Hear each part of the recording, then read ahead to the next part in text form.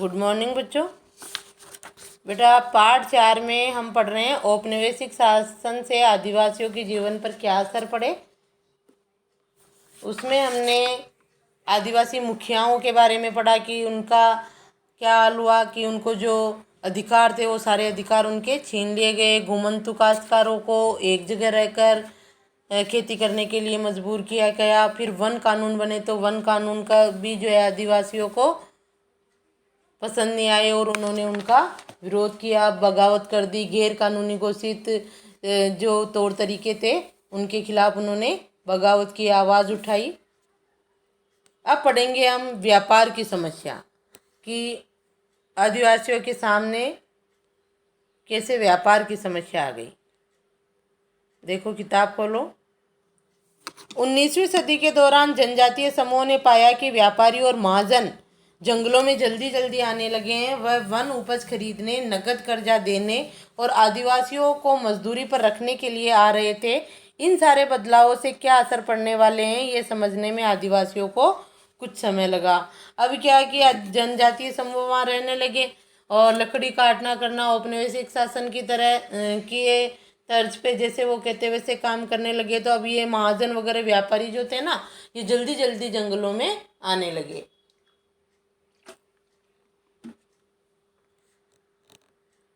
ये समझने के लिए आइए रेशम उत्पादकों की स्थिति को देखें।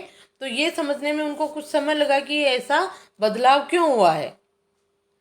तो रेशम उत्पादकों के साथ क्या हुआ देखो। 18वीं सदी में भारतीय रेशम की यूरोपीय बाजारों में भारी मांग थी। भारतीय रेशम की गुणवत्ता, अच्छी गुणवत्ता सबको आकर्षित करती थी। इस पे अंडरलाइन कर दो। रेशम, भारतीय रेशम जो रेशम के कीड़ों से, प्राकृतिक रेशम थी ये, उससे प्राप्त की जाती थी और पूरे यूरोप में जो है इसकी अच्छी मांग थी। भारतीय रेशम की अच्छी गुणवत्ता सबको आकर्षित करती थी और भारत का निर्यात तेजी से बढ़ रहा था। जैसे जैसे बाजार फैला, ईस्ट इंडिया कंपनी के अफसर इस मांग को पूरा करने के लिए रेशम उत्पादन पर जोर देने लगे। अब जब यूरोपीय बाजारों में भारतीय रेशम की मांग बढ़ी तो जो है ईस्ट इंडिया कंपनी के अफसर और जो थे अंग्रेज व्यापारी, वो जो है रेशम उत्पादन पर जोर देने लगे कि भारत में अधिक से अधिक रेशम का उत्पादन किया जाए। व्यापारियों की मांग बढ़ गई। वर्तमान झारखंड में स्थित हजारीबाग के आसपास रहने वाले संथाल, ये संथाल एक जनजाति का नाम है।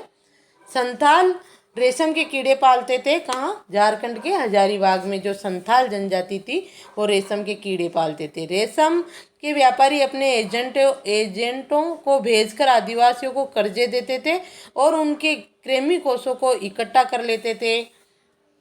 1000 कृमि कोषों के लिए 3-4 रुपए मिलते थे और इसके बाद इन कृमि कोषों को बर्दवान या गया भेज दिया जाता था, जहां उन्हें 5 गुना कीमत पर बेचा जाता था।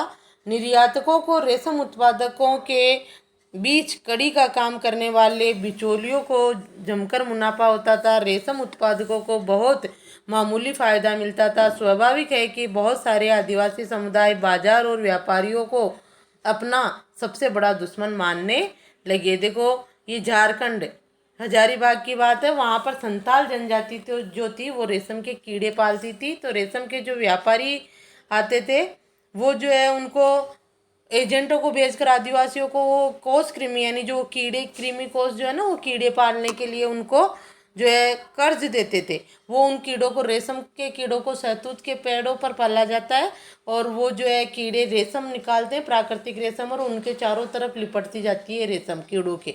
फिर उन कृमि कोषों को ही वो ले जाते हैं, फिर गर्म पानी में उनको डालकर वो इस तरह रेशम उत्पादित कर लेते हैं। तो इसका जो लोग कीड़े पालते थे, संथाल जनजाति के लोग, उनसे जो ये बिचौलिए खरीद लेते थे उन कीड़ों को और बाद में वो ले जाते थे ना रेशम, वो नहीं बनाते थे। तो उन बिचौलियों को काफ़ी लाभ होता था उससे, और जो रेशम के कीड़े पालने वाले संथाल थे उनको उससे कोई फायदा नहीं हो रहा था। और जमकर मुनाफा कौन ले रहे थे? बिचौली।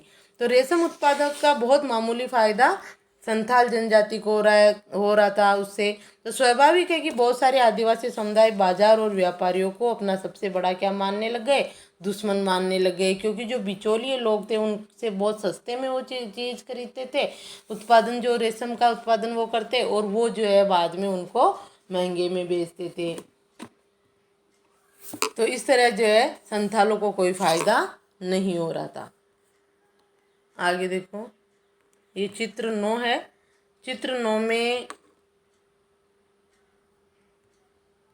क्या कर रही है देखो, चटाई बुनती है एक हाजंग औरत है। औरत के लिए घरेलू काम सिर्फ घर तक ही सीमित नहीं था, वे खेतों और कारखानों में भी अपने बच्चों को साथ लेकर जाती थी और काम करती थी, लेकिन उसका कोई ज़्यादा लाभ उसको नहीं मिल पाता था। ये चित्र 10 बिहार का है, कोयला खनन। अब ये जो कोयले की खानें निकल गई उधर बिहार में, वहाँ तो ये लोग जो है कोयलों की, इनकी भूमि अपनी रही नहीं, वनों पर जाने पर प्रतिबंध लगा दिया। लोग दूसरे काम मजदूरी करने के लिए जो है रोजगार तलाश के लिए गए, तो उनको कोयलों की खानों में काम करना पड़ा। तो देखो, बिहार के कोयले खनिक है, 1948 का चित्र है ये। 1920 के दशक में बिहार के जरिया और रानीगंज, ये कोयले की खानें हैं जरिया और रानीगंज में। कोयला खदानों में काम करने वाले लगभग 50% खनिक आदिवासी थे। अंधेरी और दमघोटू खदानों यानी खानों, दमघोटू खदानों की गहराई में काम करना न केवल शरीर को तोड़ना था, बल्कि ये खतरनाक भी था। वह अक्सर सचमुच जान ले लेता था। 1920 के दशक में देश की कोयला खदानों में हर साल 2000 से ज़्यादा मजदूर मारे जाते थे। यह हालात थी आदिवासियों की। अब बेचारे जो है कोयलों के खानों में काम करने के लिए मजबूर हो गए थे और वो वहाँ पर काम की तलाश में निकले। जब उनके कोई जो है भूमि उनकी छीन ली गई, व्यापार में उनको कोई लाभ नहीं हो रहा था, तो वो काम की तलाश में निकले। तो बिहार में और वहाँ पर जब कोयले की खदानों का पता चला, खानों का, तो वहाँ पर वो मजदूरी करते थे जो जानलेवा थी उनके लिए। काम की तलाश देखो, काम की तलाश में घर से दूर जाने वाले आदिवासियों की दशा तो और भी खराब थी। 19वीं सदी के आखिर से ही चाय बागान फैलने लगे थे। खनन उद्योग भी एक महत्वपूर्ण उद्योग बन गया था। असम के चाय बागानों और झारखंड की कोयला खदानों में काम करने के लिए आदिवासियों को बड़ी संख्या में भर्ती किया गया। इन लोगों को ठेकेदारों की मार्फत भर्ती किया जाता था। ये ठेकेदार न केवल उन्हें बहुत कम वेतन देते थे, बल्कि उन्हें वापस घर भी लौटने नहीं देते थे। तो इस तरह ये आदिवासी बेचारे काम की तलाश में निकले, तो उनको काम मिला। औरतें तो चाय के बागानों में काम करती थी और पुरुष जो थे वो कोयले की खानों में काम करते थे, और ठेकेदारों के मार्फत जो है वो औपनिवेशिक सरकार उनको लेती थी, और बीच में जो है ठेकेदार फ़ायदा उठा लेते। औपनिवेशिक सरकार से कितनी मजदूरी वगैरह लेते, उनको कितना देते, और उनको वापस घर भी नहीं लौटने देते थे। बहुत कम तो वेतन देते थे और घर भी नहीं लौटने देते थे। कौन? ठेकेदार। और बीच में फ़ायदा उठा रहे थे ठेकेदार। तो इस तरह इनका शोषण हो रहा था औपनिवेशिक शासन में। नज़दीक से देखने पर देखो, 19वीं और 20वीं शताब्दियों के दौरान देश के विभिन्न भागों में जनजातीय समूहों ने बदलते कानूनों, अपने व्यवहार पर लगी पाबंदियों, नए करों और व्यापारियों व महाजनों द्वारा किए जा रहे शोषण के खिलाफ कई बार बगावत की।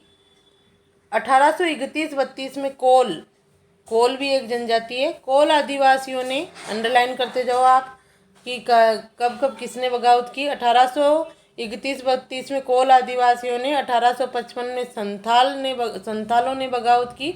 मध्य भारत में बस्तर विद्रोह 1910 में हुआ। 1940 में महाराष्ट्र में वर्ली विद्रोह।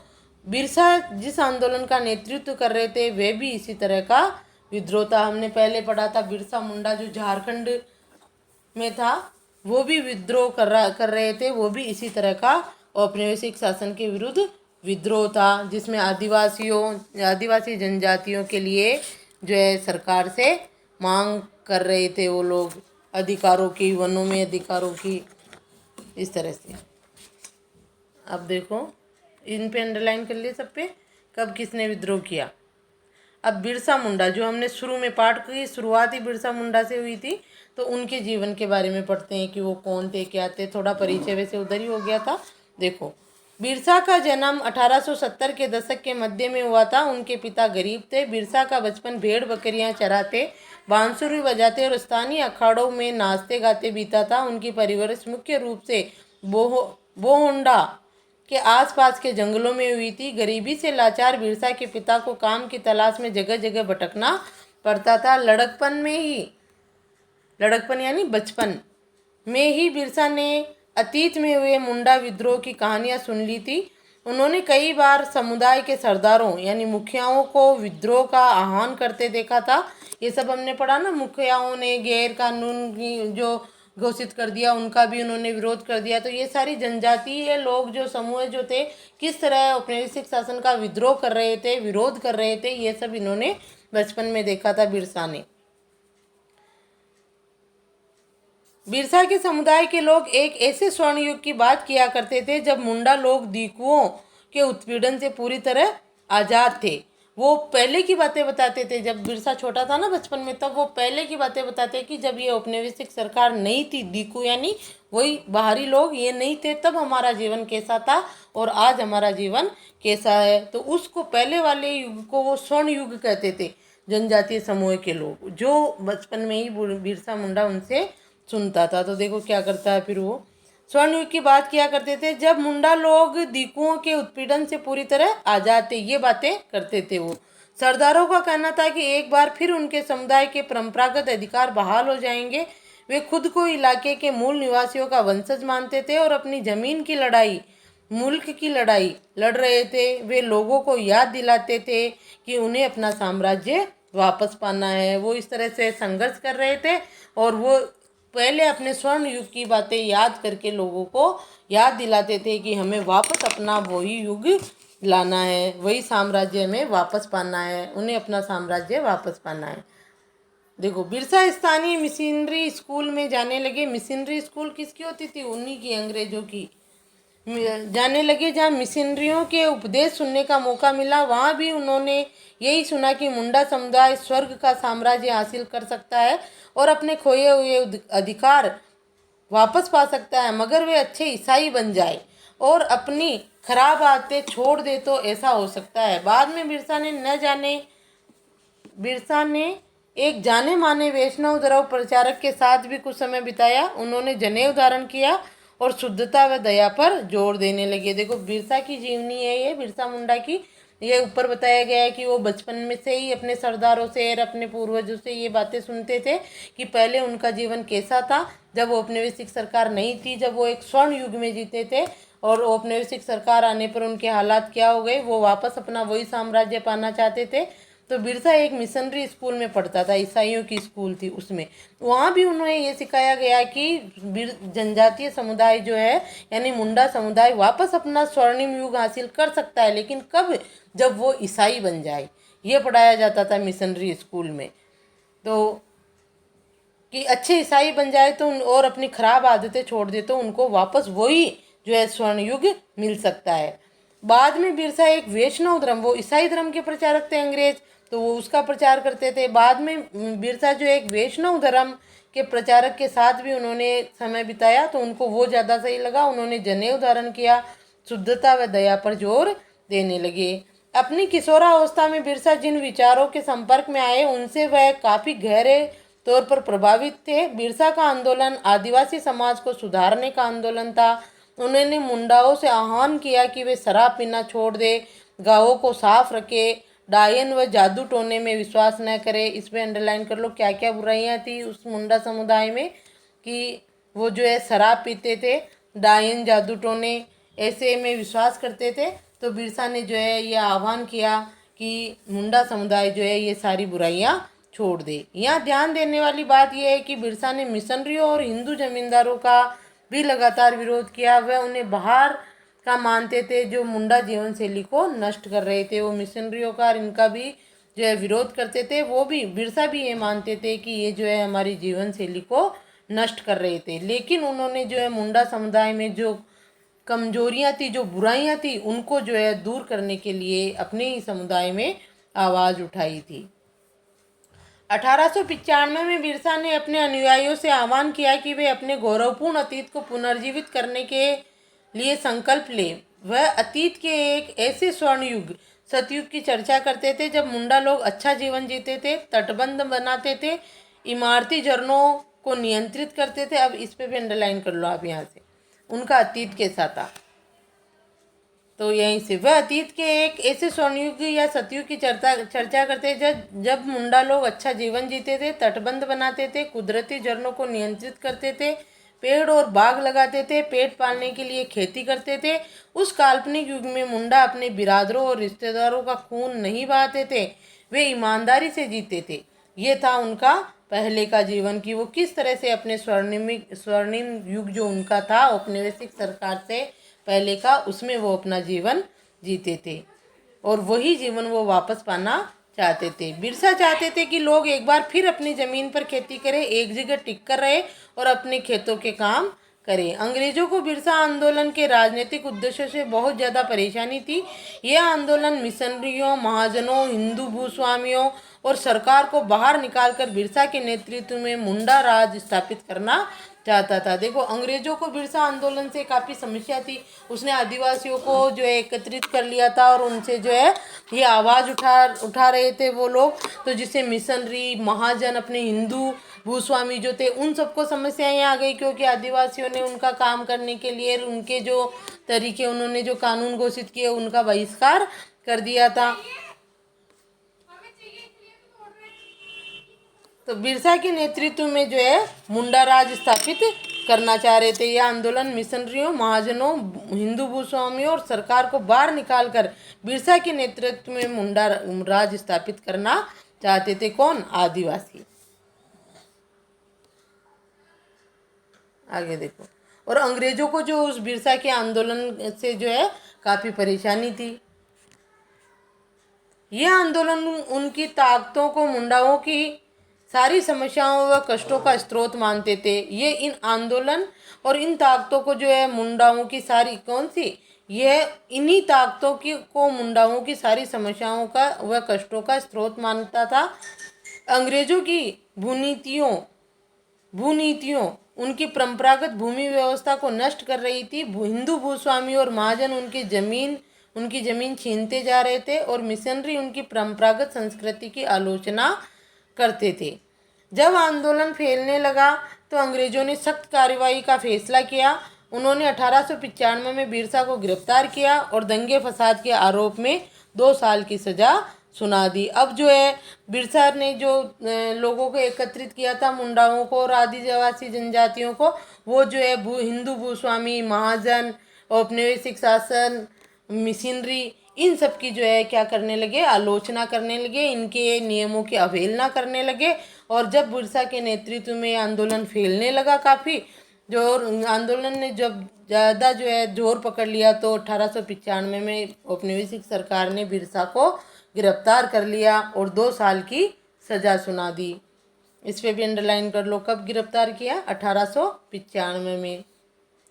1897 में जेल से लौटने के बाद बिरसा समर्थन जुटाते हुए गांव-गांव घूमने लगे। उन्होंने लोगों को उकसाने के लिए परंपरागत प्रतीकों और भाषा का इस्तेमाल किया।